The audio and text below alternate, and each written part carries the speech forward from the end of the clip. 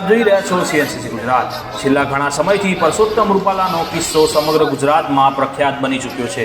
હવે પરિસ્થિતિ એવી બની છે કે આ વાત આત્મસન્માન ઉપર આવીને અટકી છે। પુરુષોત્તમ રૂપાલાના વિરોધ પ્રદર્શનમાં કરણી સેનાના રાજ શેખાવતની એરપોર્ટ પર જ ધરપકડ કરવામાં આવી છે। ઘટના એવી હતી કે કરણી સેનાના અધ્યક્ષ શ્રી રાજ શેખાવતે આત્મવિલોપનની ચીમકી ઉચ્ચારી હતી, જેને લઈને રાજ શેખાવતની એરપોર્ટ પર જ પોલીસ દ્વારા અટકાયત કરવામાં આવી છે। રાજ શેખાવતની જ્યારે ધરપકડ કરવામાં આવી તે સમયે પોલીસ સાથેની ઝપાઝપીમાં પોલીસ જીપમાં બેસતી વખતે એક વ્યક્તિએ તેમની પાઘડીને ધક્કો મારીને ઉતારી દીધી હતી, જે બાદ રાજ શેખાવત આક્રોશમાં આવીને પાઘડી નહીંના નારા સાથે છેવટે પોલીસ જીપમાં બેસી જાય છે। પરંતુ આ ઘટના એ ગુજરાતમાં ઘણો વેગ પકડશે એવું લાગી રહ્યું છે।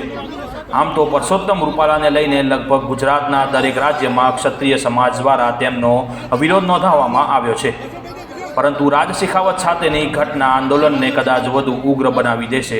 દેશમાં પ્રથમ વખત ઘણા વર્ષો બાદ ચૂંટણી ટાઈમે આવો લોકવિરોધ જોવા મળ્યો છે। હવે જોવાનું રહ્યું આમાં સત્તા સામે ક્ષત્રિય સમાજ ઝૂકશે કે સત્તાને ઝુકાવશે, એ તો હવે આવનારો સમય જ બતાવશે। Bureau chief CNCC Gujarat, Patan.